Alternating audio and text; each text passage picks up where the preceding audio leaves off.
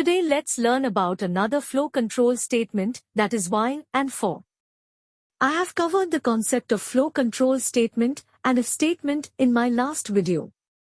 I will give the link in the description below. Let's see while loop first. While is more like a loop where the statement keep getting executed till the condition is met. As soon as the condition is not met, statement stops getting executed. So let's go to the previous example of pipe. I want the water to flow from pipe 1 until B is less than 5. I initially assign 0 to B and in the while loop I have a statement that increases the value of B by 1 by each loop.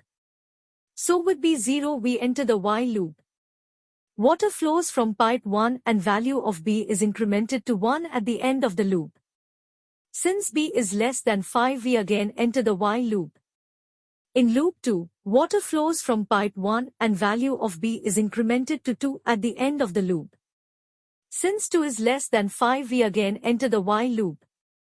Water flows from pipe 1 in loop 3 and value of B is incremented to 3 at the end of the loop. Since B is less than 5 we again enter the while loop. Again in loop 4, water flows from pipe 1 and value of B is incremented to 4 at the end of the loop. Since B is less than 5 we again enter the while loop.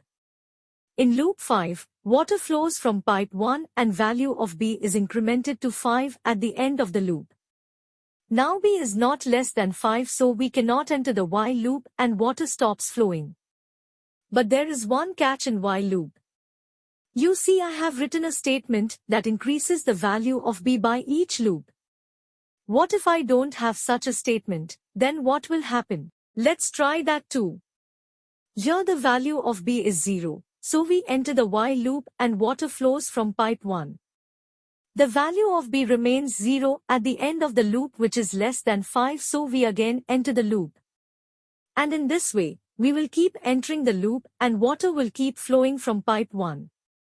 So in that scenario we can add break statement inside the while loop statement at the end.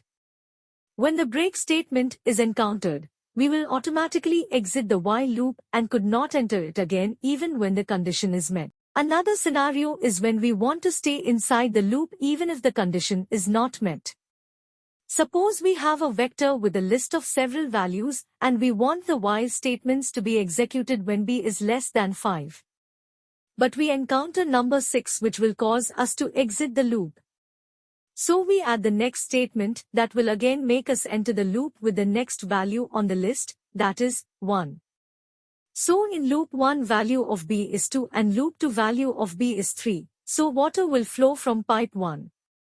But in loop 3 value is B is 6 so water doesn't flow from pipe 1 and should exit the while loop entirely. But due to next statement, loop 4 will take in the next value of B as 1 and water will flow from pipe 1. In this way, we can make the while loop to go through the whole list of values in the vector. The last flow control statement is for loop. It executes the statements for a mentioned number of times. There is no condition like in if and while statements. Let's say for B in 1:5, that is for B in range of 1 to 5, water will flow from pipe 1. So water will flow 5 times from pipe 1. We can also make a nested for statement where we can mention two different ranges or numbers. Like in this example value of B will be 2, then the loop will take in the value of X as 1 and water will flow from pipe 1. Now again the value of B will be 2, then the loop will take in the value of X as 2 and water will flow from pipe 1. With every value of B, all values of X will be taken. In total water will flow from pipe 1 for 8 times. That's it for today. Thanks for watching. If you enjoyed this video, please like, share and subscribe.